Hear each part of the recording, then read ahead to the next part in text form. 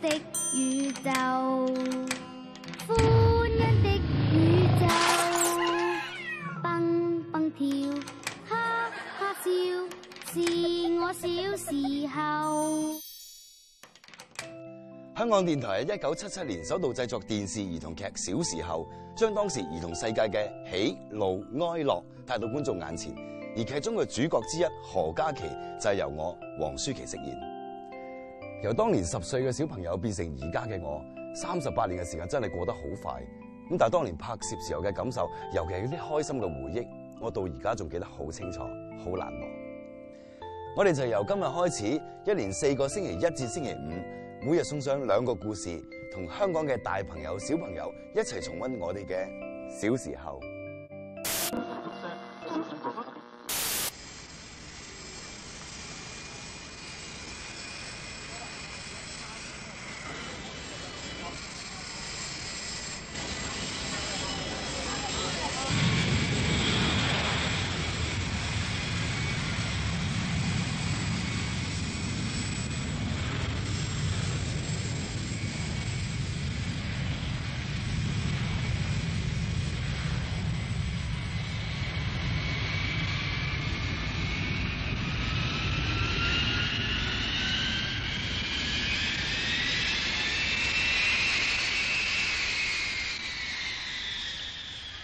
叔叔啊，飛機仲會唔會飛翻嚟啊？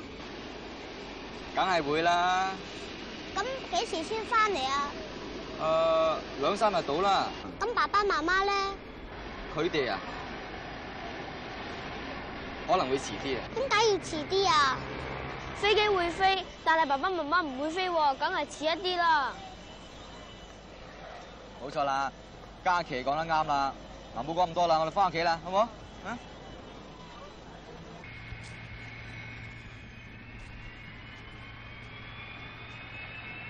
大哥同大嫂移民去巴西，臨行嗰陣留低佢哋最痛愛嘅仔女俾我同阿媽照顧。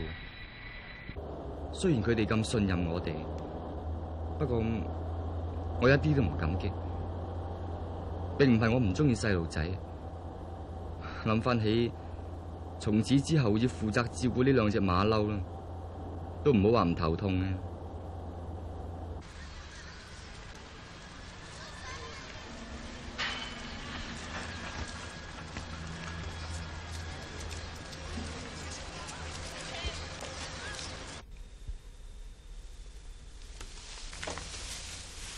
你睇乜嘢啊？爸爸同媽媽都唔翻嚟咯。你點知啊？你睇阿叔同阿嫲都霸咗爸爸同埋我哋2個張床啦。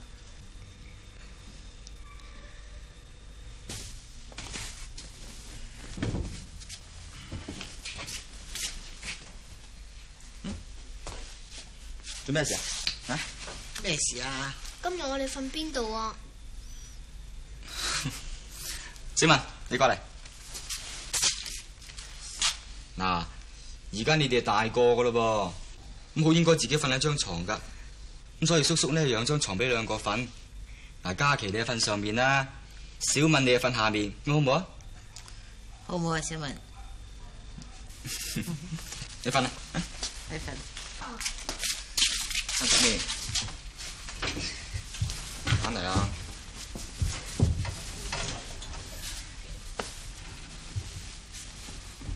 有瞓啊，聽日仲要翻學噶啊！嗱，過2日咧，媽媽同你買好多公仔翻嚟，貼滿晒張床，好唔好？好啊！嗱，乖乖地瞓啊嘛。阿嫲早唞，阿叔早唞。乖啦。阿叔早唞。乖。阿嫲早唞。早唞。瞓下。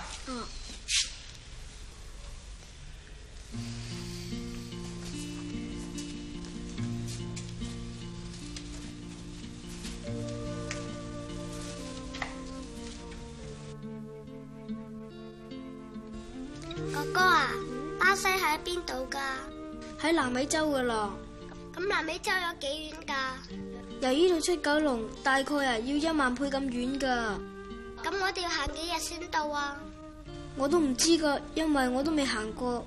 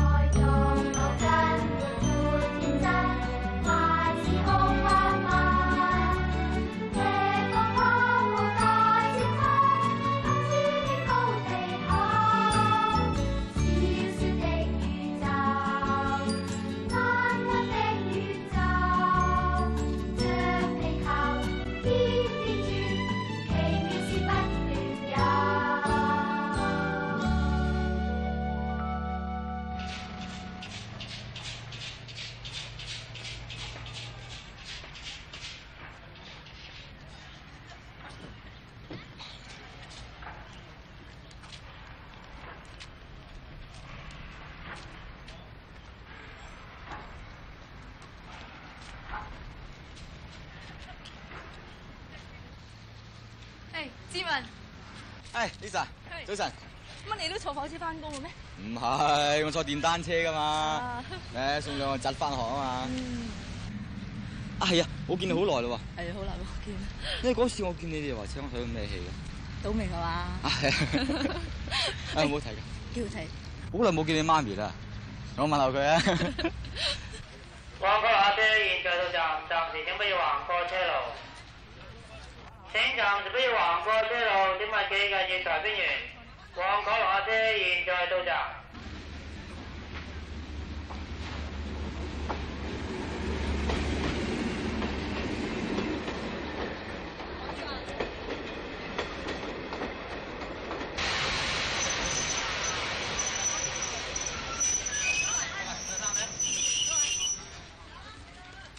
我上車，拜拜。拜拜，再探你啊！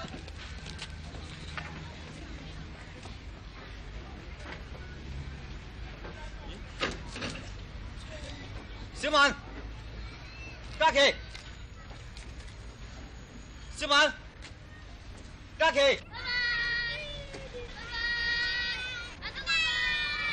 哎呀，兩隻馬騮啊，唔話俾我知係嘛？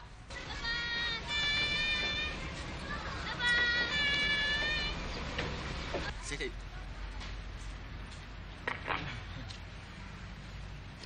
拜拜。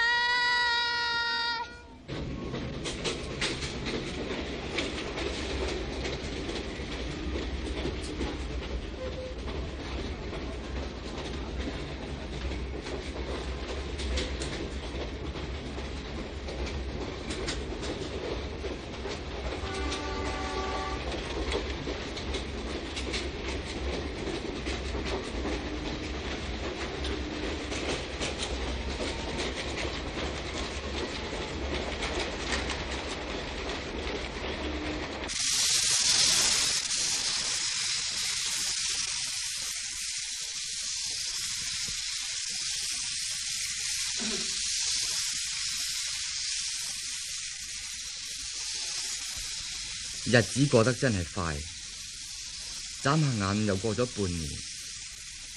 大哥同大嫂時時寫信翻嚟，問佢哋嘅細路仔乖唔乖。咁我就回信話俾佢哋知，佢哋好乖，好勤力讀書，對地理同埋算術特別有興趣。因為佢哋好希望計得春，要行幾多日先至可以去到巴西。老站長，叫站長得啦。站長啊，係你以前做飛機師嗰陣時去過巴西未㗎？廣西我去過，巴西都係差唔多咧。巴西係點樣㗎？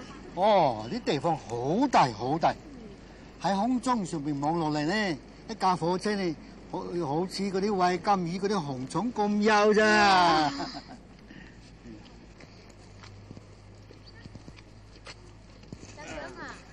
如果行落去要行幾多日㗎？行路去啊？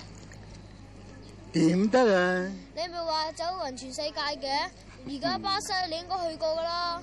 哦，我係大人啫嘛，細佬哥唔去得嘅。點解啊？以前啊，有個細佬哥啊，唔聽我嘅說話，咪去到嗰處咯，俾啲紅蜂捉咗。咁後尾點啊？後尾啊，啲紅蜂將佢揸個焗爐樹，仲搽啲番茄醬。醃汁牛油，仲灑幾啲嗰啲香麻油添啊！執食咗啦。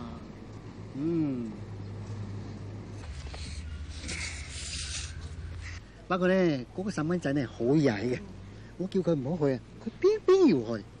好似你哋咁乖嘅細路哥啊，紅蜂係唔會食嘅。站長啊，巴西有幾遠啊？我諗啊，由呢度去到九龍。10000倍咁遠咧，又係10000倍喎，同我諗嘅一樣。就嚟落雨啦，走啦。哦，拜拜啦，站長。拜拜。咪住。咩啊？我借把遮俾你帶去啦。哎呀，我咁大意啊！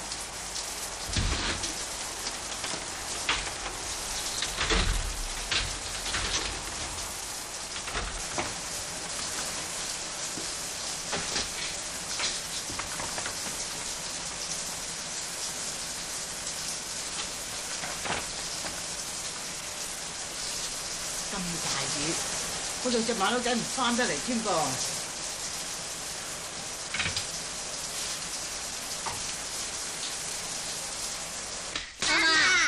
你哋去咗邊處嚟啊？我哋去聽老站長講故事啊！你睇下你哋啊，成身都濕晒啦，因住冷親啊！媽媽，老站長話有個細路仔啊，俾人食咗啊！咩話？仲有啊，你睇下番茄醬啊，有茄汁啊，有牛油啊，仲有香麻油添啊！喺邊處嚟啊？喺巴西嚟噶啦。個老站長話個細路仔好曳噶，嗬？係啊。你兩個成日都係掛住巴西。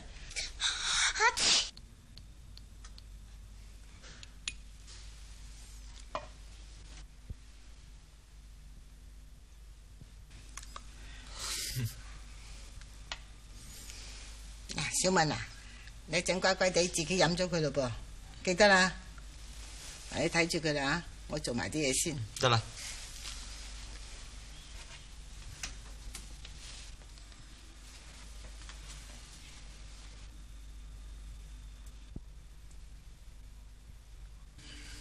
幾多度啊？99度9。咁有冇發燒啊？嗱，98度6咧係正常，而家都有些少噶。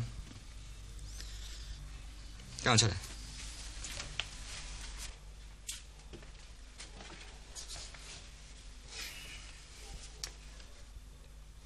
梁嘉琪，你知唔知道我每次寫信俾你爸爸媽媽嘅時候，都讚你哋好乖好聽話嘅。知道。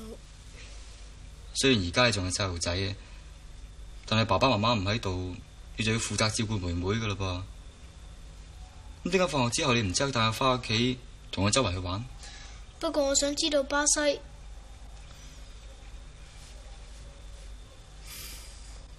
好啦，而家快啲瞓，記住啊，第時唔好咁啦。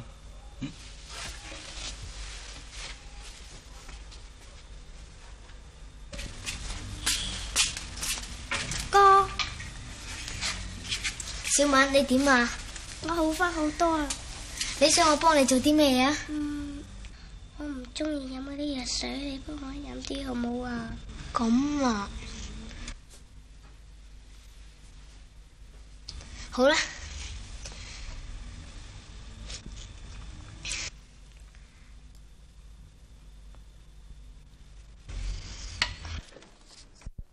哥哥啊！咩啊？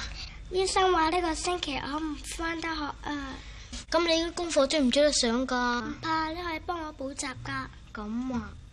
不過我好想睇學校嗰條金魚仔啊！啊，有一條啊就嚟生魚仔啦！不如我哋都養翻一條啊！好啊！好啊，我聽日去買啊！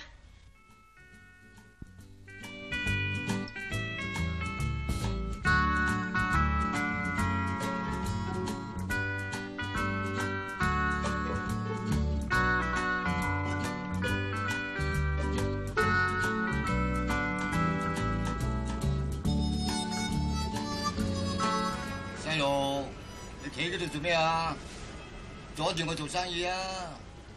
你睇中邊啲魚，翻叫阿媽攞錢嚟買。我有錢啊！你有錢啊？你有錢你自己買一條翻去玩下啦。我想買一條會生魚仔嘅，你有冇啊？有，會湊仔佢有添啊！真嘅？真嘅。你唔信就睇下啦。呢條大肚金魚啊，佢啲仔都娶咗老婆啦。邊條係佢個仔嚟㗎？咦，佢啲仔咪我搬去隔離嗰度瞓覺啫嘛。全部啊？全部係啊！你信唔信啊？你唔信就買兜翻嚟啦，保證你唔使見我啊，就開金魚鋪啦。好，我買呢條。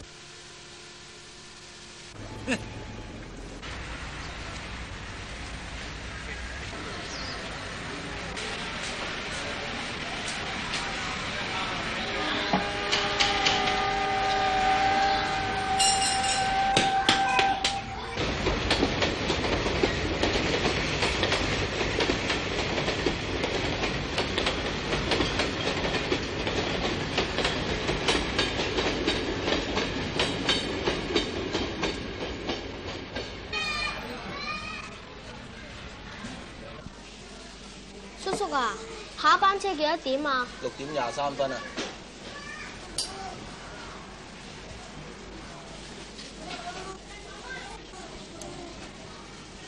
你係咪想買飛啊？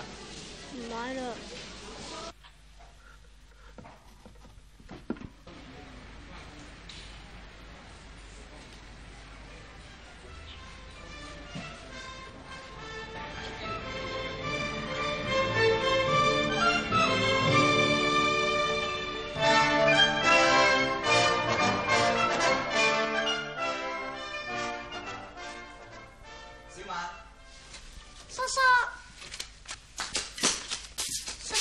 乖，哥哥仲未翻咯。點解呢嚇？6點幾噶啦，佢好少咁夜都唔翻嚟噶。嘉琪隻馬騮。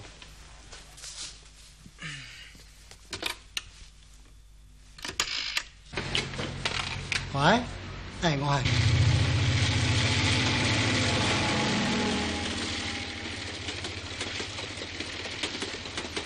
我去旺角車站揾下佢啊！如果揾唔到嘅話，就即刻要報警噶啦。嗯。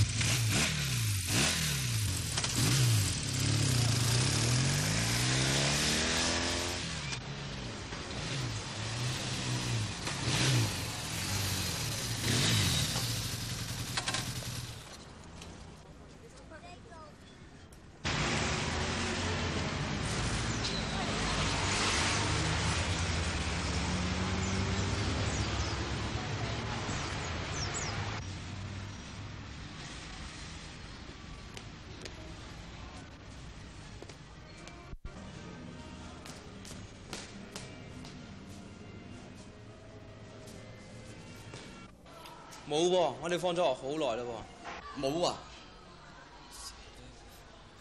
唔知會喺學校度周圍玩啊？嗬？希望係咁啦。我同你周圍去玩下。唔該你啊。咩話？唔見？咁你四圍去揾下佢啦。係咯。好啦好啦。媽媽，點解哥哥咁晚未翻嘅？哥哥去咗買金魚俾你啊嘛。但係佢話佢好快翻㗎喎。咁，但係佢而家買金魚都要排隊啦。媽媽，我而家知道哥哥去咗邊啦。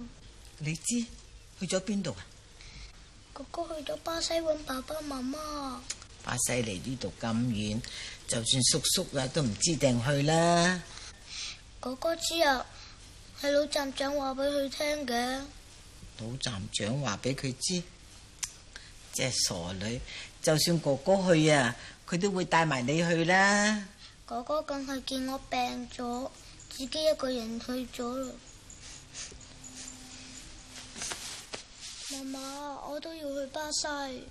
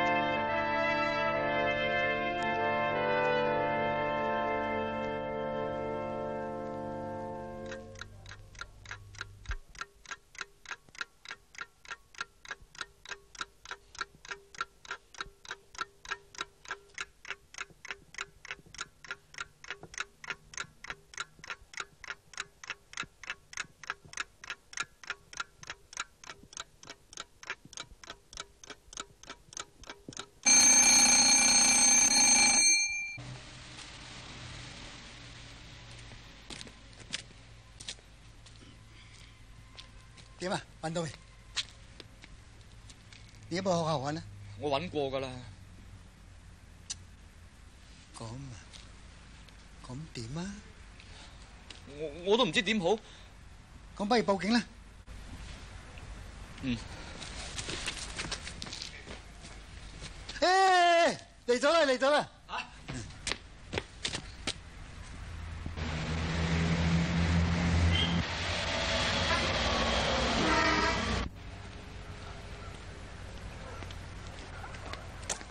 嘉琪，你邊度嚟啊？冇去邊啊！我一放學就翻嚟啦。你點翻嚟㗎？而家知道嘅？行路啊！行路？點解你唔搭火車？張月票咧？唔見咗啊！咁啲錢呢？啲錢我哋買金魚啊！咩話？有車都唔得嚟買金魚？我哋送俾小敏㗎，小敏話中意金魚。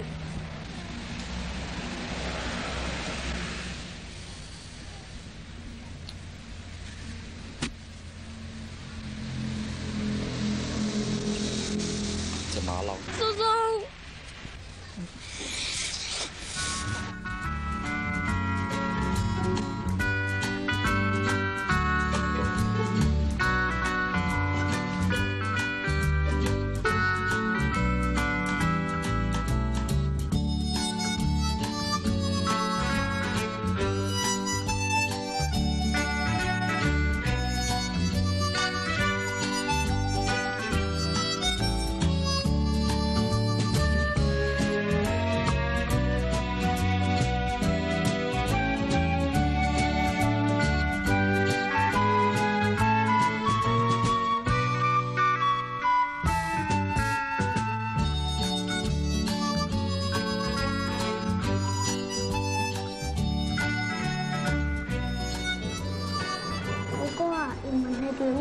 移民就係搬去第二度。咁巴西係點㗎？阿叔話巴西就好大好大嘅，仲有好多咖啡，同埋成日有足球比賽嘅喎。咁點解爸爸媽媽要去巴西啊？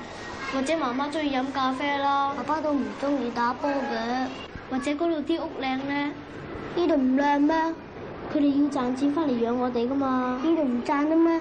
或者佢哋想賺多啲錢咧？賺咁多嚟做咩啊？賺多啲錢可以開心啲嘛？我而家咁唔開心啦！你兩個衰嘢，要我揾工你先揾到係嘛？又去打波踢波，為咗係啲工作唔睇死係嘛？嗱，我哋最低限度都唔使俾人打，我就情願俾媽媽打。就係咁，嘉琪小敏就同爸爸媽媽天各一方，以後叔叔同嫲嫲就變成佢哋嘅最重要嘅親人。不過我諗好多人都會問，連我仔都問我啊，點解爸爸媽媽要去到咁遠嘅地方做嘢咧？點解爸爸媽媽可以咁忍心抌低個寶貝喺香港咧？唔通香港真係搵唔到食？其實當時香港經濟啱啱起飛，環境未係好好。相反，南美國家例如巴西經歷過經濟高速增長，當年人均嘅收入比香港、新加坡、韓國、台灣都要高，所以當時有啲人會選擇去南美洲發展。嘉琪小敏嘅父母都可能係一樣啊！是我小時候，我小時候。歡迎大家翻到嚟小時候經典重溫。我諗唔少大人，包括咗我，喺細個嘅時候咧，都試過一大班嘅小朋友通街玩。我諗當時嘅我哋咧，都可以被稱為呢個街童，不過都算係乖嗰種嘅。以下呢一集嘅小時候，就有一大班同嘉琪小敏一齊成長、一齊周街玩嘅小朋友出現。嗱，好多家長咧都會擔心自己嘅仔女落街玩就會好危險，又或者好容易會學壞。不如我哋一齊睇下嘉琪小敏同呢一大班嘅小朋友，佢哋喺屋村喺波地嘅生活係點啊？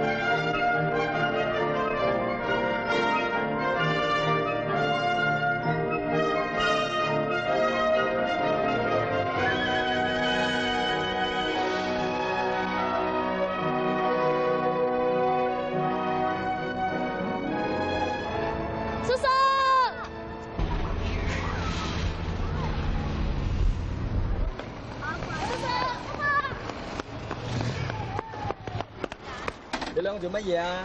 叔叔，成績表。睇下先，一個優4個良啊？咁考第幾啊？第9。乜第9咋？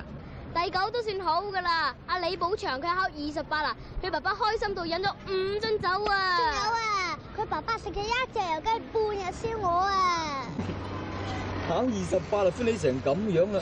咁如果考第1又會點樣啊？如果寶祥考第1咧，佢爸爸話會送一間有花園啊，同埋有游泳池嘅別墅俾佢啊！哇，佢爸爸係船王嚟㗎？唔係啊，係花王。花王邊上咁多錢啊？唔係啊，佢爸爸話如果寶祥都會考到第1啊，佢一定會中馬標㗎。佢仲會中孖 Q 啊，4重彩啊，6環彩啊！咁啊係。啊係啊，小敏啊，咁你又點啊？你考第幾啊？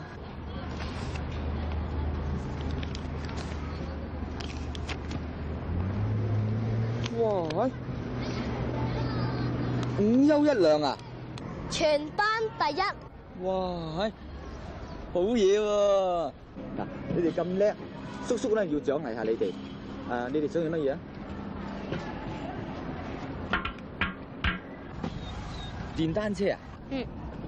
咁點得啊？考第9要電單車啦，咁第時考第1用乜要坦克車㗎？唔係啊，我想同阿小敏坐下你架電單車啊！哦，想坐下啫係嘛？係啊。咁啊易啦，不過咁，一人坐1個圈嘅啫喎。好。小敏先嚟好唔好？小心啲喎嚇！坐緊啦。阿 Sir。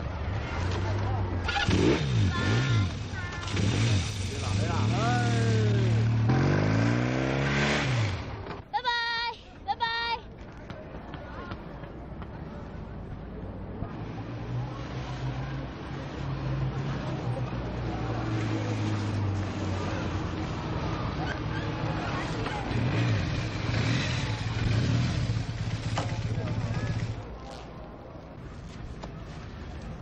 咩事啊？細路女個頭盔咧。對唔住啊！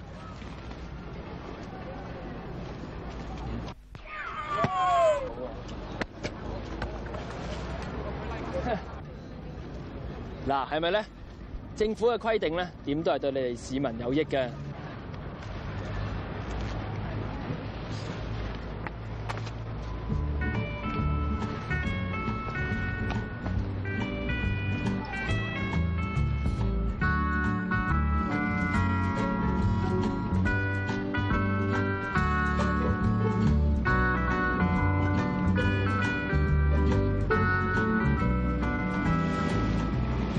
買多啲啊！咩事啊？冇事啊！梗係打爛咗嘢整啦！冇啊！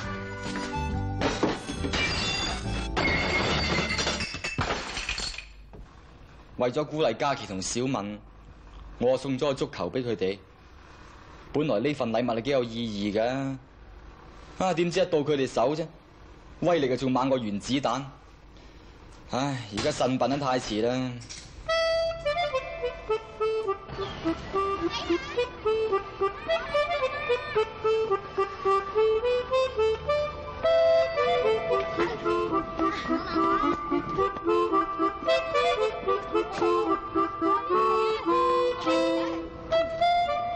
我想買個新波俾我啊！係咪假皮嚟㗎？真皮嚟。一睇就知係假皮啦。係啊，真皮嚟㗎。我阿叔啊，從來唔會呃我嘅。係啊。啊，好似係真皮嘅喎，唔知大球場嗰啲咁嘅。你又點知啊？我哥喺大球場執波嘅。切，你好叻咩？我阿爸喺大球場度賣雞腳㗎。雞腳。係咪唔俾啊？係唔係真皮？俾我睇一腳咪知咯。點啊？俾佢試下。會踢爛㗎。切，咁咪證明係假皮啦。係呀。好，你哋唔信，我就踢俾你睇下。好啊。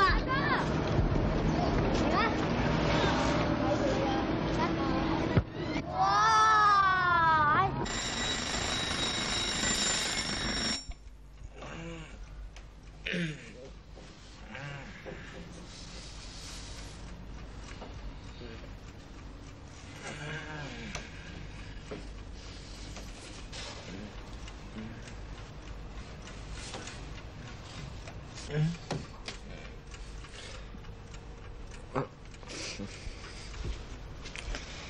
咁早起身做咩啊？瞓下添啦！琴晚開工開到咁夜。唔瞓啦，今日公司我開會啊。好啦，嗱，快啲洗面，洗完面嚟食早餐啊！哦。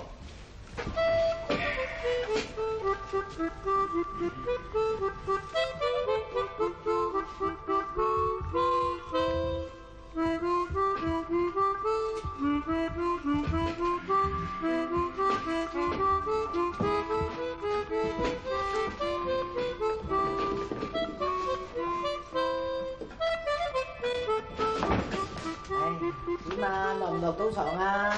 冇事。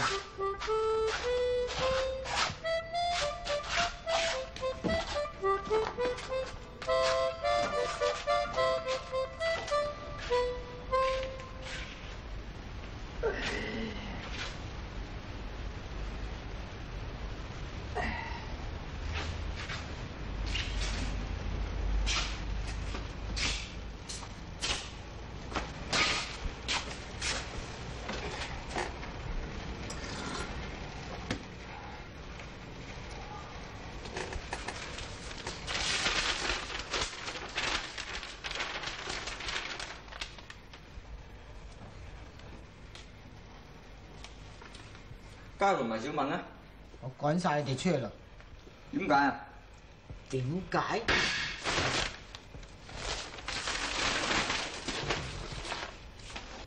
我帶咗佢，我帶咗佢，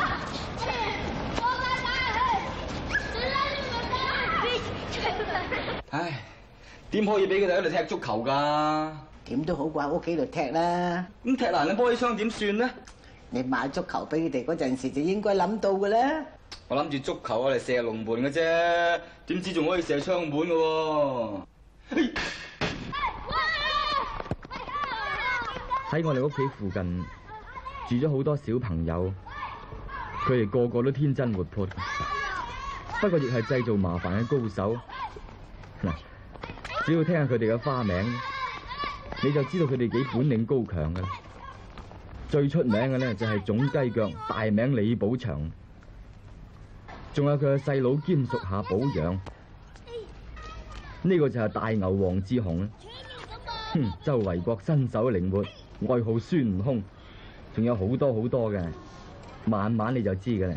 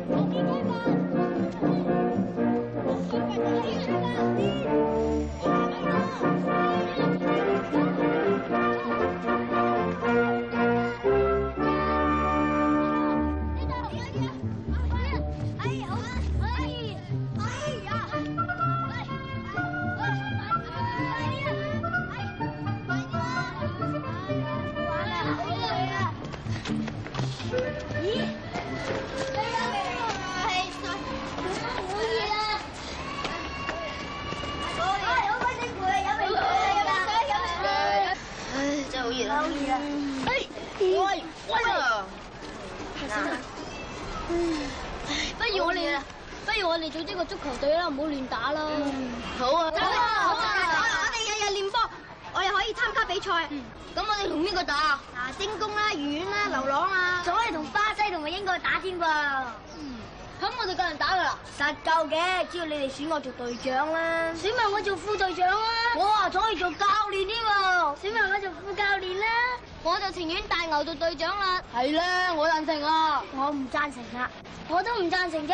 嗱，而家2-2，小敏啊，你贊唔贊成大牛做隊長啊？贊成。贊成啊，3-2。小敏係你細妹喎，佢都唔算數啊。三齊嘅你細佬啦，咁就唔算數啦。係啊，唔算數，冇錯啊。最多我哋前鋒啫。唔得，佢冇啱過你喎，佢做前鋒你就位啦。我唔做後衛噶，我都唔做。其實後衛好重要嘅啫。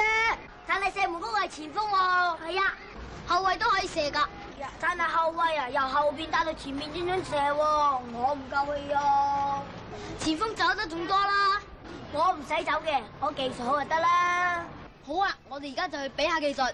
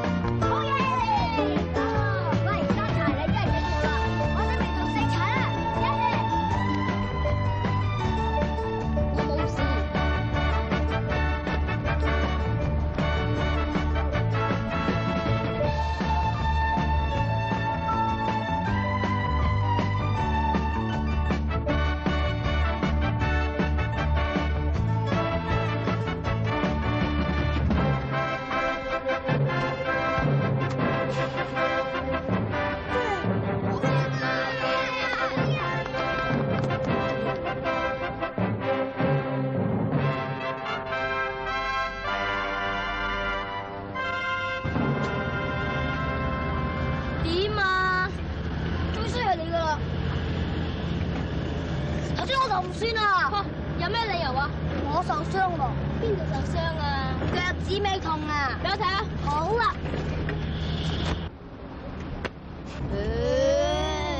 咁鬧嘅？好嘅，2-1，我贏咗。你咁雞啊！你根本冇氣嘅。我技術好啊，使乜有氣啊？中雞嘅奶媽，你哋喂，做咩你哋？喂，起身！誒，做咩啊？起身，起身！誒，起身啊！仲唔嚟？誒，起身！哎呀，好痛啊！哎呀！做咩嚟㗎？咁啊，打我！你跟埋，我哋走，唔好玩，走！爆得！你哋做咩事打交啊？嘉琪，講。大牛，你講。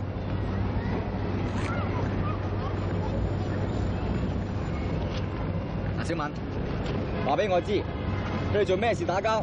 佢哋打波咯，打波起上嚟又打波，打波起上嚟又打波，打波起上嚟又嗌交，嗌交起上嚟又打交。嘉琪，我咪叫過你唔好同人打交嘅。嗱，如果你再打交咧，我收翻你個波噶啦。我叔叔，其實係佢哋唔啱先噶。係啊。邊個啱邊個唔啱都好，總之就唔可以打交。嗱，我教過你哋噶啦噃，同小朋友呢要團結友愛，要講道理嘅。點解要打交啊？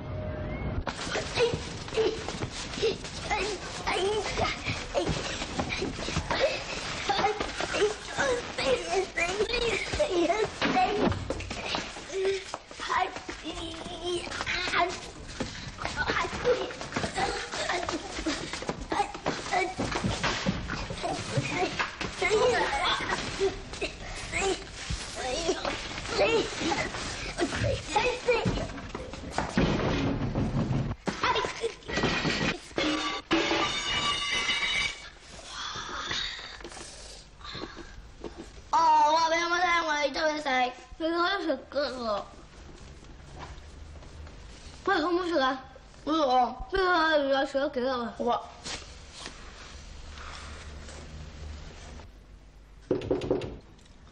死啦！阿媽返啦！你開門啦！我唔借你開啊！好啦。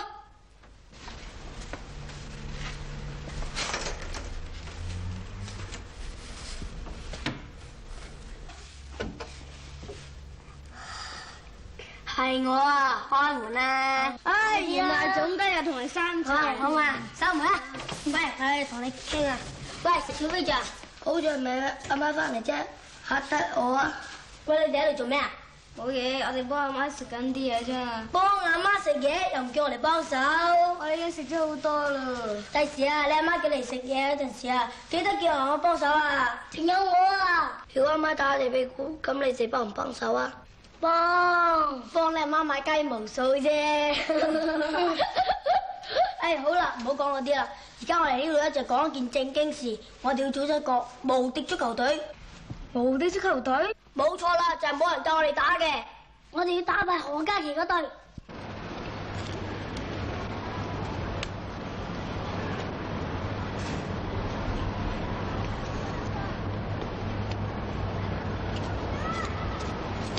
真係唔抵啊！俾阿叔鬧到我哋一餐飛啊！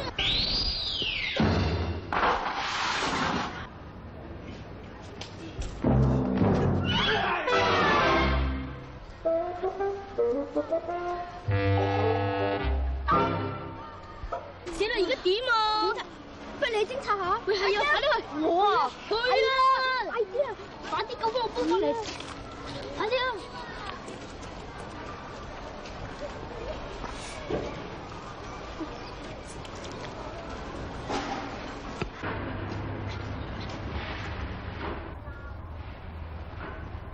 喂，點啊？我見到下啲肥仔啊，麵包鋪嗰個咧，捉咗我有幫佢做咗俘虜，而家綁死掛喺門口啊！點算啊？我哋都要救翻支波出嚟噶嘛！不如我哋一齊衝入去搶翻波出嚟啊！我唔搶人嘢啊！你可以唔去㗎，你可以喺度做睇水㗎。我都唔搶人嘢啊！有冇搞錯？你都唔去？淨係賊先搶人嘢㗎嘛！我哋係足球隊喎，點可以搶人嘢啊？係啊！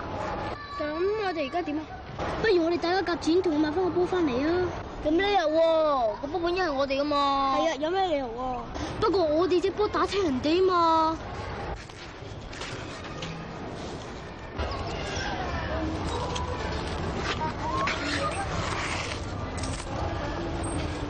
個波係我踢嘅，我賠啦。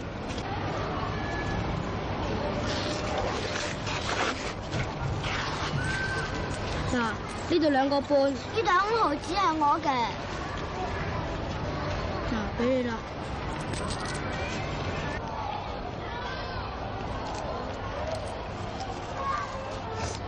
好咯，我賺咗1蚊啦，俾啦，嗱，走翻4蚊俾我。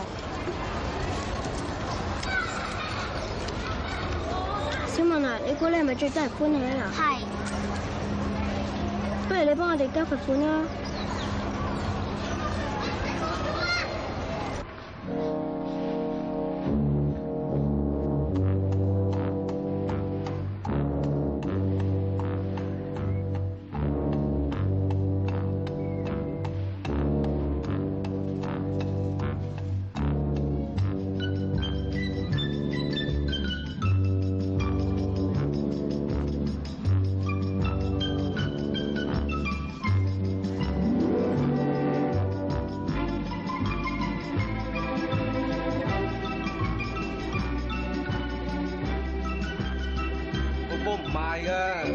我就要等踢親我嘅人哋。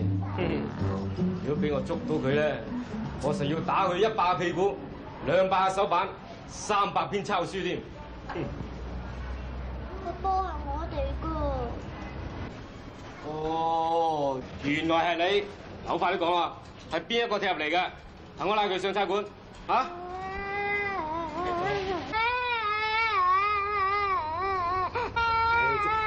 唔好喊啦，乖乖地嚇，我唔拉你上差館啦，嚇！你做咩喊啫？你係咪想攞翻個波啊？嗱，俾下你啦，唔好喊啦嚇！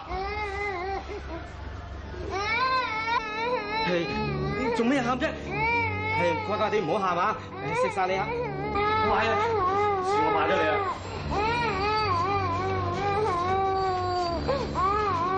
好就喊你。咁啦，我俾啲糖你食啊嚇！嚇！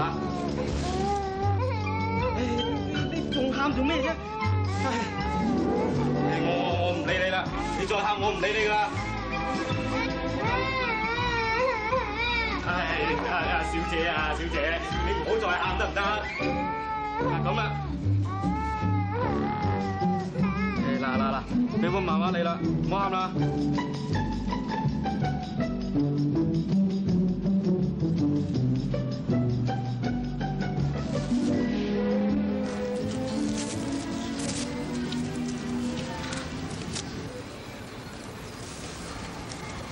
都係你妹妹叻啦，有係咯，我妹妹喎，係咯，正正仔加幾嚟喎，好啦。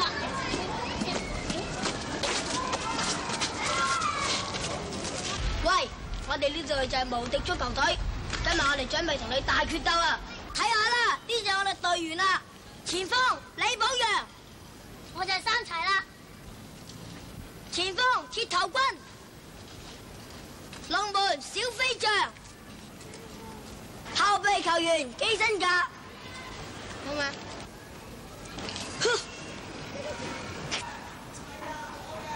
後備球員張大志同埋劉偉偉，切，佢哋都冇花名嘅。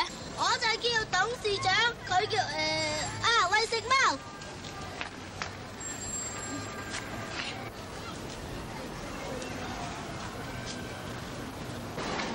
唔好食啊，會爛牙噶。嗱，我咁大個食就唔怕。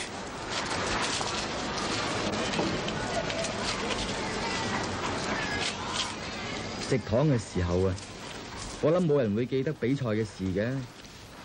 不過食完糖之後咧，咁就難講啦。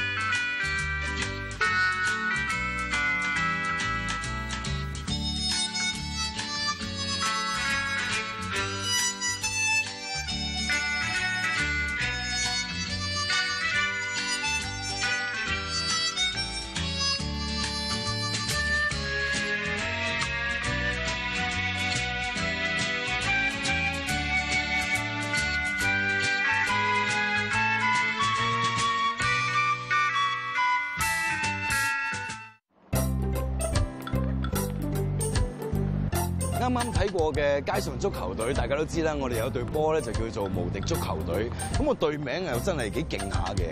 咁但係其實咧，我自己本身咧係一啲足球都唔識踢嘅。咁所以咧拍嗰嘅時候咧，我都覺得自己啲動作係比較生硬啦，同埋唔自然。